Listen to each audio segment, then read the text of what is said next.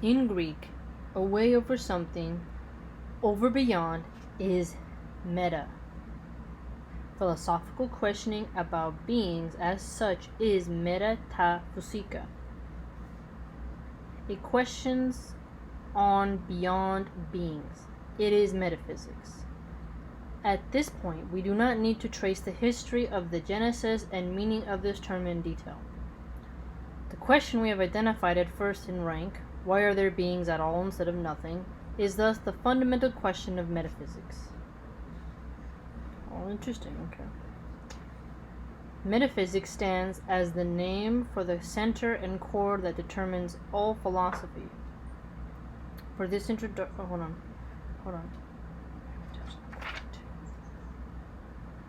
Okay, hold on. Hold on, family, there is a little weird gap right here.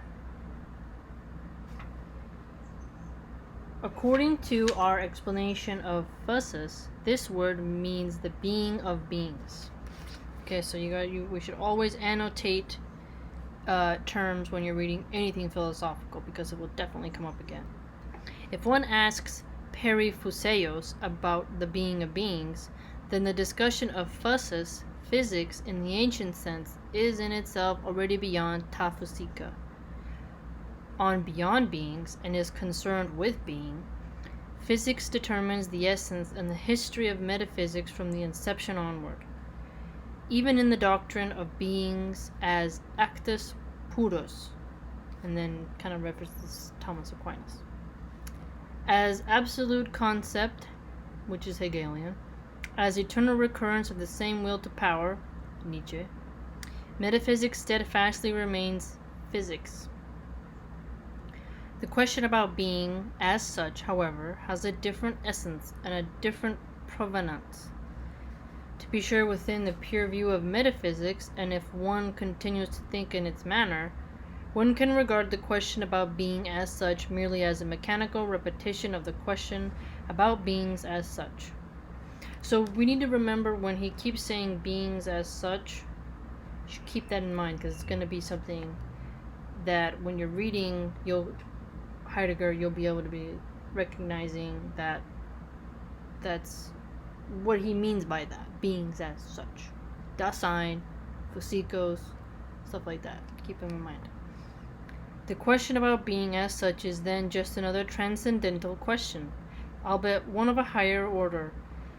This misconstrual of the question about being as such blocks the way to unfolding it in a manner befitting the matter. However, this misconstrual is all too easy, especially because Being in Time spoke of a transcendental horizon. Being in Time is Heidegger's other book. It's actually right here. I have it right here.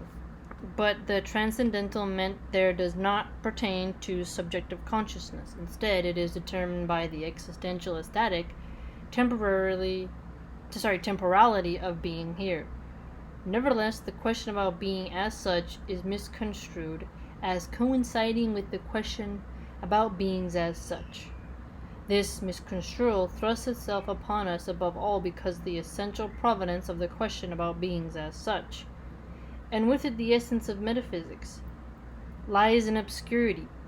This drags into indeterminacy all questioning that concerns being in any way. The introduction to metaphysics attempted here keeps in view this confused condition of the question of being.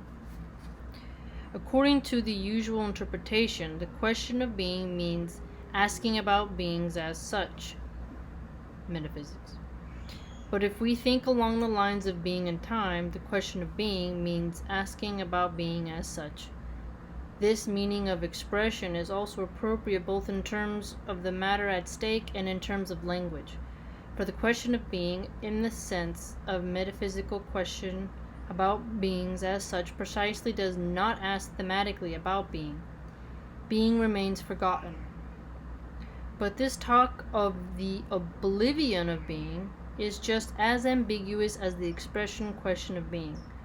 One protests quite rightfully that metaphysics does indeed ask about the being of beings, and that therefore it is manifest foolishness to charge metaphysics with an oblivion of being. But if we think the question of being in this sense of the question about being as such, then it becomes clear to everyone who accompanies us in thinking that is precisely being as such that remains concealed, remains in oblivion, and so decisively that the oblivion of being, an oblivion that itself falls into oblivion, is the unrecognized yet enduring impulse for metaphysical questioning. Metaphysical questioning, I mean, it's hard not to think about the oblivion, especially when humans often contemplate eternity. And eternity, in its own way, is an oblivion. If one chooses the designation metaphysics for the treatment of the question of being, in an infinite sense, then the title of this lecture course remains ambiguous. For at first it seems as though the questioning held itself within the purview of being as such, whereas already the first sentence strives to depart this zone in order to bring another domain into view with its questions. The title of the course is thus deliberately ambiguous. That's philosophy humor. The fundamental question of the lecture course is of a different kind than the guiding question of metaphysics. Taking being and time as its point of departure, the lecture course asks about the disclosedness of being and time. Disclosedness means, okay family, so this is something important that we gotta highlight. Disclosedness means the openness of what the oblivion of being closes off and conceals. Through this questioning, too, light first falls on the essence of metaphysics, which was also concealed up to now. Introduction to metaphysics accordingly means leading into the asking of the fundamental question. But questions, and above all fundamental questions, do not simply occur like stones in water. Questions are not given like shoes, clothes, or books. Questions are, as they are, actually asked. And this is the only way in which they are. Thus, the leading into the asking of the fundamental question is not a passage over to something that lies or stands around somewhere. Instead, this leading to must first awaken and create the questioning. Leading is a questioning going ahead, a questioning ahead. This is a leadership that essentially has no following. Whenever one finds pretensions to a following, in a school of philosophy for example, questioning is misunderstood. There can be such schools only in the sphere of scientific or professional labor. In such a sphere, everything has its distinct hierarchical order. Such labor also belongs, and even necessarily belongs, to philosophy, and today has been lost. But the best professional ability will never replace the authentic strength of seeing and questioning and saying. Why are there beings at all instead of nothing? That is the question. To pronounce the interrogative sentence, even in a questioning tone, is not yet a question. We can already see this in the fact that even if we repeat the interrogative sentence several times over and over, this does not necessarily make the questioning attitude any livelier.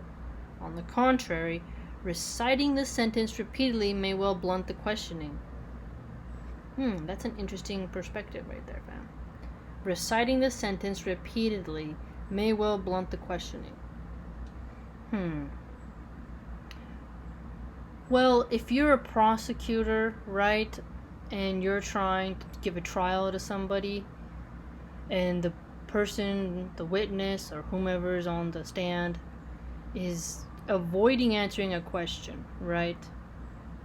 Then I think one of the ways to get around that is to repeat it, hammer it home until you can extract or discover some lies or a different ending in their story, right?